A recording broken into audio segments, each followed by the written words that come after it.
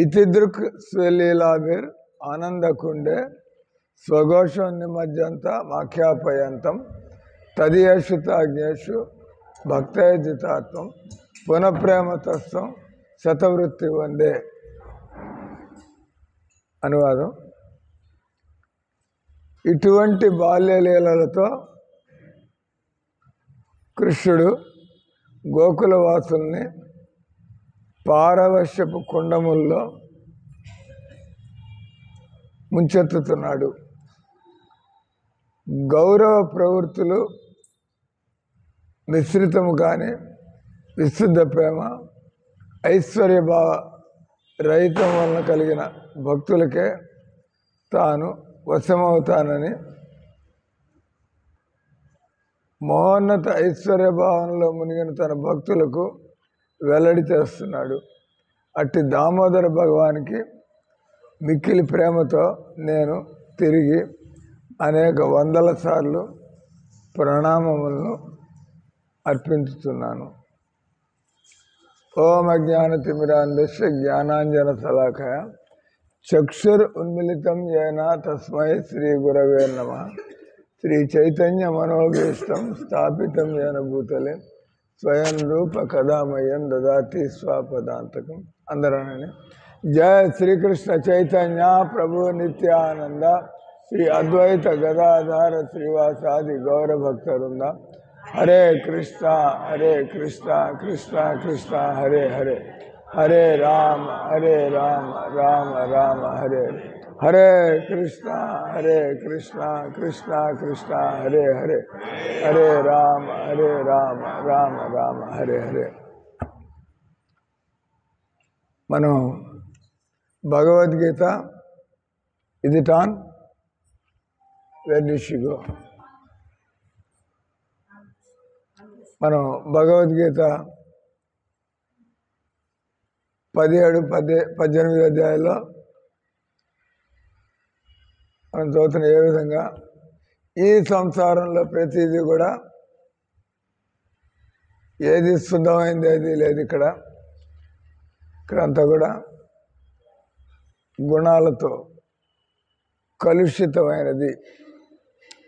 ఏ విధంగా వాన నీళ్లు భూమి మీద పడినప్పుడు కొన్ని నీళ్లు కాలువలో పడతాయి, మురికి కాలువలో, కొన్ని నీళ్లు నదిలో పడతాయి, కొన్ని నీళ్లు నేల మీద పడి బురదగా తయారవుతుంది, కొన్ని నీళ్లు సముద్రంలో పడతాయి.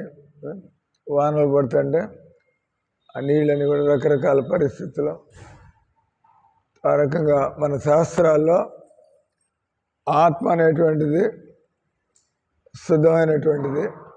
దానికి ఈ భౌతిక ఆస్వాదనతో సంబంధం ఏం లేదు. అసంగోయం అయం పురుషో. ఆత్మ ఈ శరీరంలో ఉన్నా కూడా ఎప్పుడు అది కలిసిపోయే అవకాశం లేదు. ఏ రకంగా ఒక పచ్చటి చెట్టులోకి ఓ చిలక పోతుంది, చూడడానికి చిలక కనపడదు మీకు కదా, కానీ చిలక ఏమైనా ఆకుల్లో కలిసిపోతుంది. అది ఆకులే చిలకే కదా. ఆ రకంగా ఈ ఆత్మ పదార్థం ఈ శరీరం మనకి చనిపోయినప్పుడు తెలుస్తుంది. చనిపోయినప్పుడు ఈ శరీరం కట్టెలాగా మిగిలిపోతుంది. దీన్ని కాల్చినప్పుడు మసి బూడిదవుతుంది. కానీ బతుకున్నప్పుడు మనం కొద్దిగా గిల్లినా కూడా, కొద్దిగా వేడి తగిలినా కూడా మనం కొద్దిగా అలర్ట్ అవుతాం, ఇది కాలుతుందేమో అని చెప్పి. అంటే ఆత్మ ఉన్నప్పుడు శరీరాన్ని మనం ఎలా కాపాడుకుంటూ ఉంటాం. ఆత్మ ఈ శరీరాన్ని వదిలిపెట్టినప్పుడు ఆ శరీరం పరిస్థితి ఎలా ఉంటుంది. ఆత్మకి శరీరానికి అది కలవడం వీలు కాదు. ఏ రకమే మీరు ఏమైనా కారులో కూర్చుంటే మీరు ఏమైనా కారు అయిపోతారా ఏంది? ఈ సంవత్సరం ఏదో XUV కొన్నాడు. అంతకుముందు ఏం కారు ఆయన ఇది?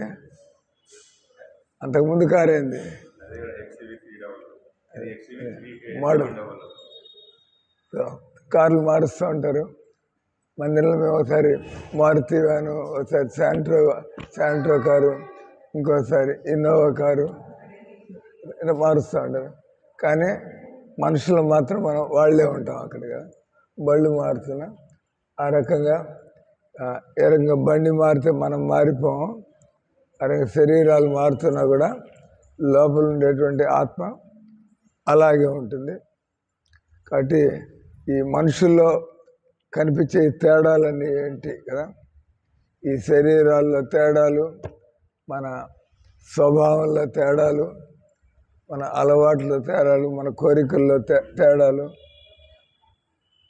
కృష్ణుడు ఆయన ఈ భగవద్గీత 17-18 అధ్యాయాల్లో ఆయన ఈ సంసారంలో ప్రతిదీ కూడా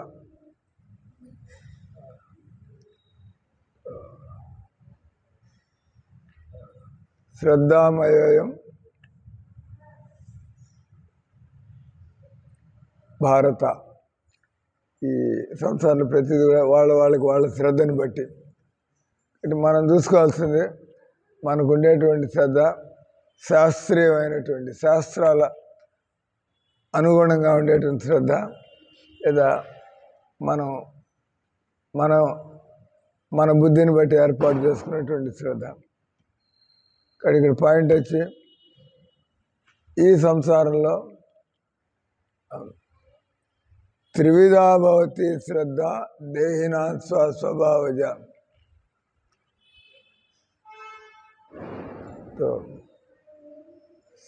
సాత్వికి రాజసి చేవ తామసి చేతి తాన్ శృణు. భగవంతుడి ప్రపంచంలో అందరినీ మనకు కనిపించే మంచివాళ్ళు, చెడ్డవాళ్ళు, ఈ మధ్యలో ఉండే రకాలు అందరూ కూడా ఈ 3 గుణాల వల్ల, ఈ 3 గుణాల కాంబినేషన్ వల్ల. కానీ ఇక్కడ మనం చదువుతున్నటువంటిది భగవంతుడి సంబంధంలో మనం చదివిన ఈ లీలలు వాటికి పూర్తిగా భిన్నమైనటువంటివి. కాబట్టి దీన్ని మనం కొద్దిగా అర్థం చేసుకోవడానికి కొంత ఎదగాల, అర్థం చేసుకోవడానికి కొంత తెలుసుకోవాలా. మనం దానిలో పాల్గొవడానికి మనం ఏ విధంగా సాధన చేస్తూ మెల్లిగా ఆత్మస్థాయికి రావడం కదా, సాధన చేస్తూ. ఎందుకయ్యా ఈ భజన అంతా చేస్తున్నాం, జీవితం అంతా రాత్రింబగళ్ళు ఎందుకు చేస్తున్నాం అంటే, మనం ఈ శరీర స్థాయి నుంచి, మానసిక స్థాయి నుంచి, మనం బౌద్ధిక స్థాయి నుంచి,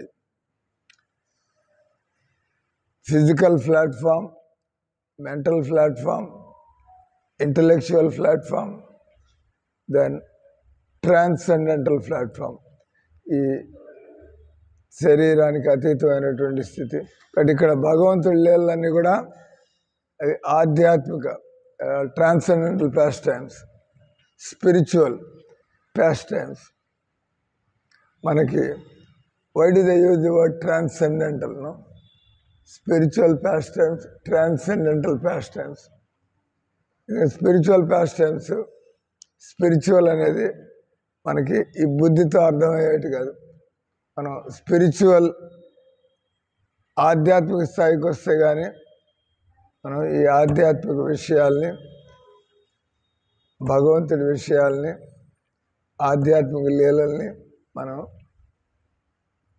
అర్థం చేస్తాం. చాలామంది ఇటువంటి కార్యక్రమాల్లో పాల్గొని కొత్తగా వచ్చిన వాళ్ళు దీనికంటే బయటికి పోయి మనం ఈ దీపాలన్నీ వెలిగించి ఈ నెయ్యి అంతా ఖర్చు పెట్టి ఇవన్నీ చేయడం కంటే బయట పేదవాళ్ళకి పోయి రొట్టెలు పంచి పెడితే మెల్లిగా వాడికి అంతా చూసి వాడు ఇంప్రెస్ కాడు. అంటే దీని బదులు వాళ్ళకి ఖర్చు పెడితే వాళ్ళ జీవితాల్లో కొద్దిగా వెలుగు నింపినట్టు అవుతుంది కదా స్వామి. కానీ వాళ్ళకి రొట్టెలు పెడితే వాళ్ళు ఏమన్నా సంతోషంగా ఉంటారండి. తర్వాత రేపు ఎవడు పెడతాడు మనకి, అంతే. వాళ్ళకి అడుగు తినడం అలవాటు చేస్తే ఈరోజు ఎవడు తీసుకొచ్చి పెడతాడు వాళ్ళకి. దాని బదులు మనం వాళ్ళకి ఈ విధంగా భగవద్గీతలో కృష్ణుడు చెప్పినట్టుగా ప్రభుపాద అవుతాడంటే మనకి దేవుడి కంటే ఎక్కువ తెలివితేటలు ఉన్నాయనుకోవడం మన మూర్ఖతనం. అది భగవంతుడు ఈ భూమి మీద సమస్యలకి ఆయన ఏం సమాధానం చెబుతాం? భగవద్గీత ఏంటి కదా? భగవద్గీత భూమి మీద ఉండేటువంటి సమస్యలన్నిటికీ సమూలమైనటువంటి సంపూర్ణ పరిష్కారం భగవద్గీతలో ఉండేటిది.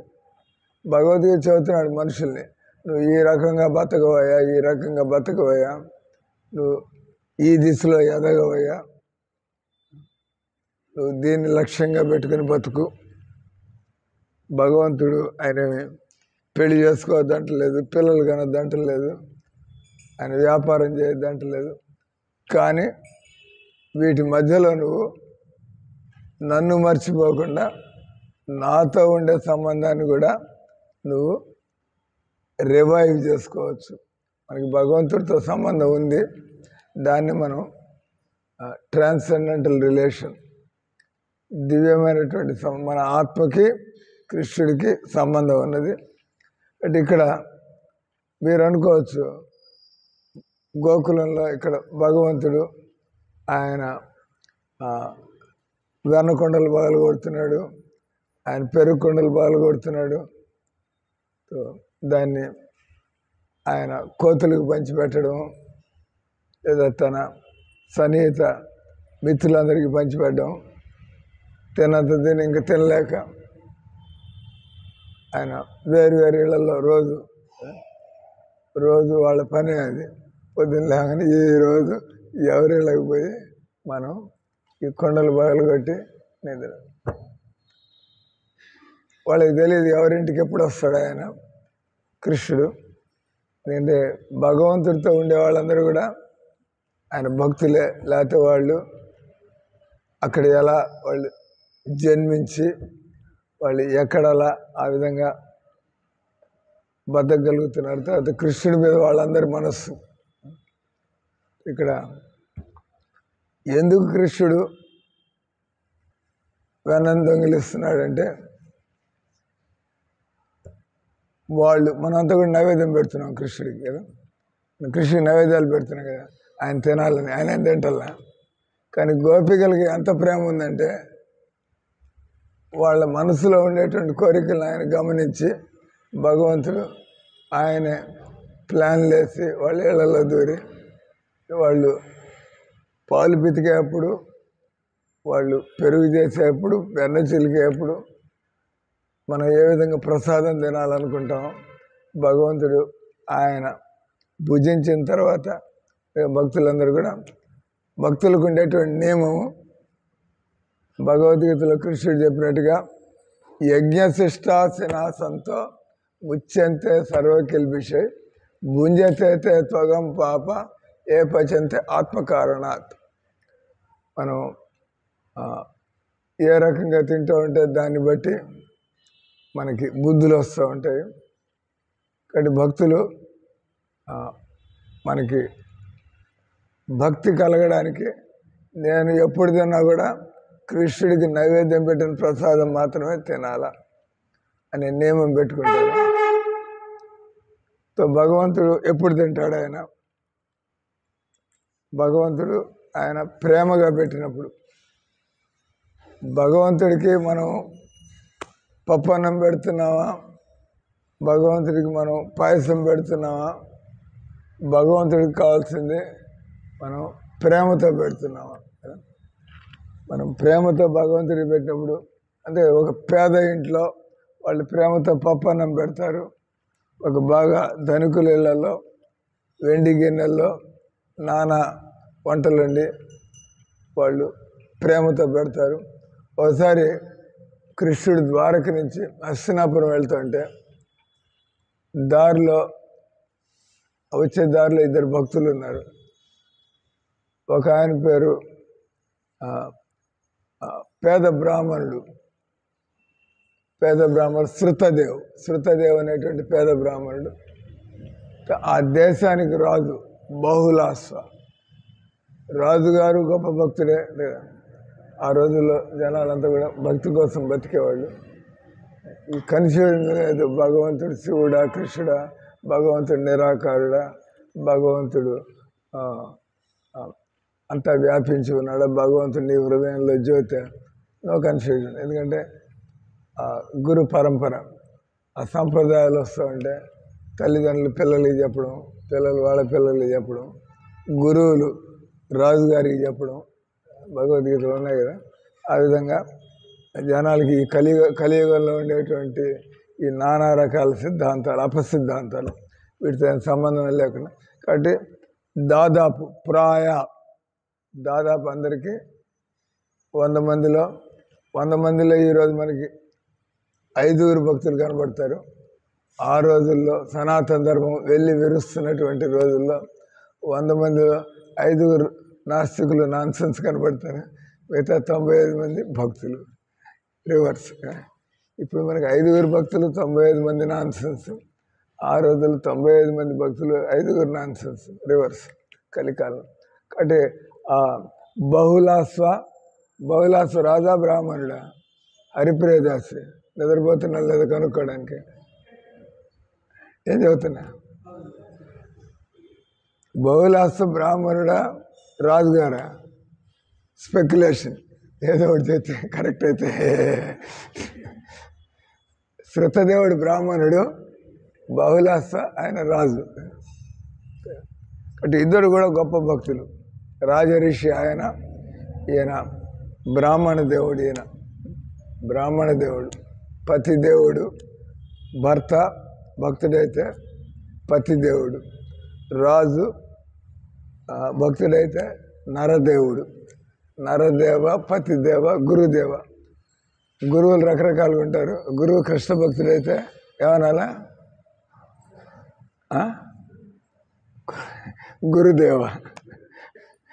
గురుదేవుడు అంటే దేవుడి యొక్క ప్రతినిధిని. భర్త దేవుడి యొక్క ప్రతినిధి కృష్ణ భక్తుడైతే, గురువు కృష్ణ భక్తుడైతే భగవంతుడి యొక్క ప్రతినిధి. రాజుగారు కృష్ణ భక్తుడైతే రాజుగారు అమ్మవారి భక్తుడు కావచ్చు, శివభక్తుడు కావచ్చు. కానీ ఎప్పుడైతే రాజు కృష్ణ భక్తుడు అవుతాడో ఆయన్ని నరదేవుడు, మనుషుల్లో ఆయన దేవుడిలాగా. అంటే ఆయన మనల్ని అందరినీ కూడా దేవుడి దగ్గరికి తీసుకెళ్ళే సామర్థ్యాన్ని కలిగి ఉంటాడు. ఆయన భక్తుడు, ఆయనతో పాటు మనం.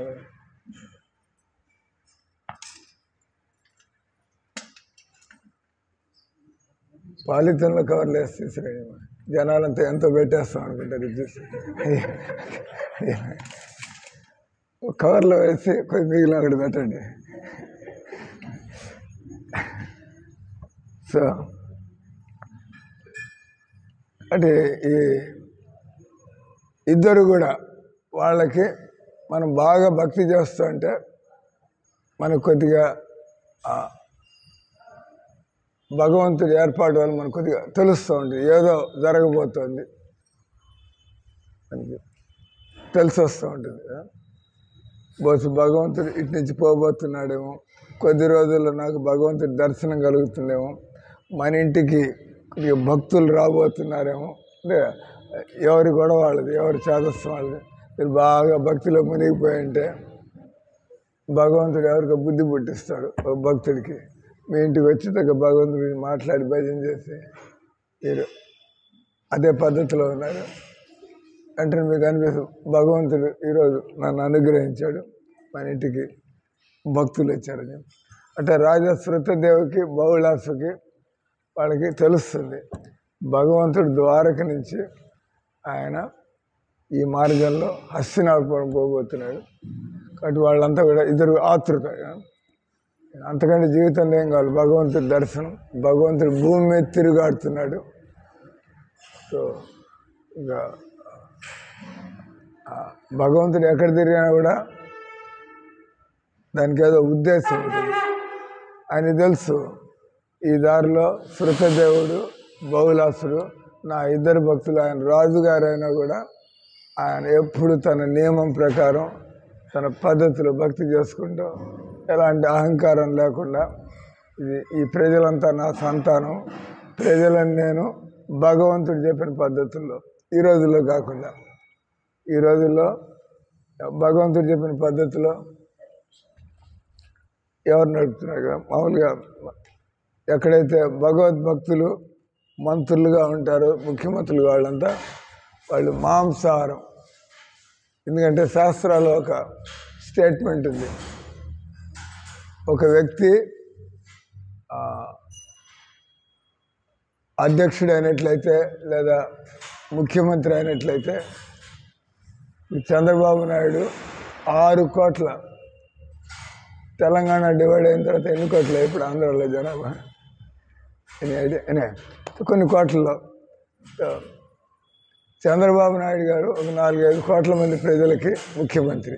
ఎవరైతే ఆంధ్రాలో ఉంటారో, ఈ ఆంధ్రాలో వాళ్ళు చేసే పాపాల్లో 6వ భాగం చంద్రబాబు నాయుడు చెందుతుంది. ఈ బొలి మచ్చలు రావడం కానీ, రోగాలు రావడం కానీ, హత్యపాలు కావడం కానీ, నానా రకాల ఇబ్బందులు పడడం, ఇవన్నీ కూడా ప్రజలు చేసేటువంటి పాపంలో 1/6వ వంతు అట్టనగా ఆయనకి చేరుతుంది. అలాగే ప్రజలు చేసేటువంటి మంచి పనుల్లో, అంటే ఆయన ప్రజల చేత మంచి పనులు చేయించుకుంటే ఆయనకే మంచిది, ఆయనకి బాగా పర్సంటేజ్ వస్తూ ఉంటుంది. ఆయనకి తెలియదు ఎట్ట బతకాలో, జనాలకి ఏం నేర్పించాలో ఆయనకి తెలియదు. జనాలు ఇష్టం వచ్చిన బతుకుతున్నాడు, ఆయన మాత్రం నేను ముఖ్యమంత్రిని, ఎవ్రీథింగ్ విల్ ఆయనకి మంచిగా కలుగదు కదా. కాబట్టి అది తెలిసినటువంటి వాళ్ళు పదవుల కోసం పాకులాడకుండా, పదవి వచ్చిందంటే నేను భగవంతుడు చెప్పినట్టు పని చేయాలా, లేకపోతే నాకు పదవి అక్కర్లేదు, నా పాపాలతో పాటు 4 కోట్ల మంది పాపాలను నానెత్తికి నేను అక్కడ అయిపోలేకుండా పోతాం మనం కదా. అంటే అప్పుడుండే రాజఋషులు మనం పరిపాలిస్తే భగవంతుడి గీతలో చెప్పినట్టుగా ప్రజల్ని పరిపాలించాలి. అట్లాగే మనం సమాజంలో పదవుల్లో ఉండేవాళ్ళు ఉంటారు, అధ్యాపకులు ఉంటారు, తర్వాత తల్లిదండ్రులు ఉంటారు, వీళ్ళంతా కూడా నాయకులే కదా. నేను వాళ్ళ కింద కొంతమంది సబార్డినేట్స్ ఉంటారు. సో ఇక్కడ ఈ స్టోరీని సంక్షేపం చేయడానికి ఇద్దరు కూడా భగవంతుని గట్టిగా ప్రార్థిస్తూ ఉంటారు. భగవంతుడు ఆయన ఇటు నుంచి పోతున్నాడు, నాకు ఆయన్ని సేవించుకునే అవకాశం కలగాలని చెప్పి ఇద్దరు కూడా ఊరి బయట ఎదురు చూస్తాం భగవంతుడు రాక కోసం. మనకు భగవంతుడు వచ్చిన తర్వాత ఆయన ఆగుతాడు. ఇద్దరు వచ్చి వాళ్ళ పద్ధతిలో ఆయన 100 మాగదుల్ని మంది మార్బల్ని తీసుకొచ్చి ఆర్భాటంగా రిసీవ్ చేసుకుంటాడు. ఈయన సాష్టాంగపడి దండాలు పెట్టి ఆయన భగవంతుడిని స్తుతించి భగవంతుడు ఇద్దరు చెప్పిందంతా వింటారు. ఇద్దరు ఇన్వైట్ చేస్తారు మా ఆశ్రమానికి వచ్చి, మా ఇంటికి వచ్చి. ఈయన ఉండేది గుడిసెలో ఉంటున్నాడు, ఆయన ఉండేది రాజమహల్లో ఉంటున్నాడు. భగవంతుడు ఇద్దరికి కూడా ఆయన నేను వస్తా అని చెబుతాడు. మరి ఎవరింటికి పోతాడు? మామూలుగా మనుషులైతే మనం మొదట వీళ్ళింటికి వెళ్ళి వాళ్ళ ఇంటికి వెళ్ళి కదా, వీళ్ళింటికి అంటే ఈయన ఇంపార్టెంట్, ముందు ఈయన దగ్గరికి వెళ్తా, తర్వాత ఆయన ఇంపార్టెంట్. కానీ భగవంతుడికి ఆ ఇబ్బంది ఏం లేదు, అందరూ చూస్తున్నారు. ఎప్పుడైనా కూడా కృష్ణుడు పోతుంటే ఆయన ఒంటరిగా పోడు, ఆయన వెనక ఎంతోమంది ఋషి మునులు, ఆయన మంత్రి ఎంతోమంది మినిస్టర్లు, వీళ్ళంతా ద్వారకను చూస్తారు. కానీ వీళ్ళందరూ ఎలా ఇద్దరి దగ్గరికి ఎలా వెళ్తాడు ఆయన? ముందు ఒకరి దగ్గరికి వెళ్తారు, కానీ వాళ్ళు చూస్తూ ఉండగానే భగవంతుడు ఇద్దరు కృష్ణులు అయ్యి ఇద్దరి వీళ్ళకి ఒకేసారి ఆయన వెళ్తాడు. ఇప్పుడు వాళ్ళు ఆశ్చర్యపోతారు. భగవంతుడు వాళ్ళకు కూడా అవకాశం ఇస్తారు, మీరు కూడా ఇద్దరు how do receive their hospitality. నేను వాళ్ళిద్దరి దగ్గర ఎలా అంటే, భగవంతుడు నాకు భక్తి ప్రధానం. మనం అది పాయింట్ చెప్పుకునేది ఇక్కడ, నాకు కావాల్సింది భక్తి. వాడు కిచిడి పెడతాడా, వాడు పాయసం పెడతాడా, ఇది కాదు. ఎక్కడైతే భక్తి ఉంటుందో అక్కడ నేనే డెక్కుంటూ పాక్కుంటూ, లేదా నేను దూరి లోపలికి పోయి నేను అన్నీ లాక్కుంటాను. కృష్ణలీలలో కూడా ఈ సుధామ బ్రాహ్మణుడు మన ఫేమస్ స్టోరీ. మన నైవేద్యాలు పెట్టి బాగుంది, కానీ సుధాముని కృష్ణ నా కోసం ఏమైనా తెచ్చావా లేదా?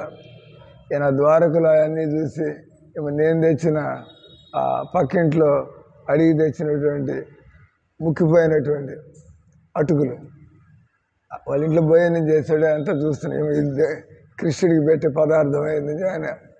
ఆయనకి ఎంతో ఇబ్బందిగా ఉంది. తెచ్చాడు కానీ ఇవ్వడానికి.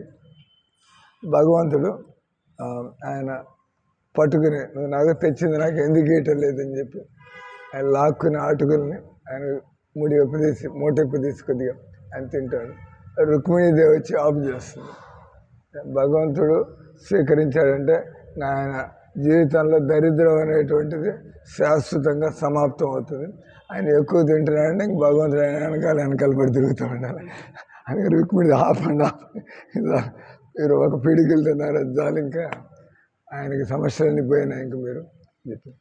సో పాయింట్ వచ్చి ఇక్కడ భగవంతుడు ఆయన అంటాడు, మా ఇంట్లో ఏమైనా వెనకేమైనా లోటు అయింది, మీరు నేను వెన దొంగతనానికి వచ్చారంటారు ఏంది, నేనేం తిన్నా.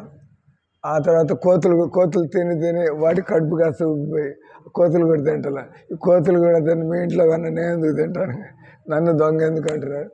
భగవంతుడు చిలిపి చేష్టలు అంటే భగవంతుడు రకరకాలుగా జవాబులు ఇస్తూ వాళ్ళందరూ కూడా ఆశ్చర్యపోయే విధంగా ఇవన్నీ వింటే ఇక్కడ అన్నాడు, అటువంటి దామోదర భగవానికి మిక్కిలి ప్రేమతో నేను తిరిగి 100 సార్లు కోటి ప్రణామాలు అని అంటాను. హరే కృష్ణ కృష్ణ కృష్ణ హరే హరే, హరే రామ రామ రామ హరే హరే. దామోదర భగవానికి, హరినామ్ సంకీర్తనికి.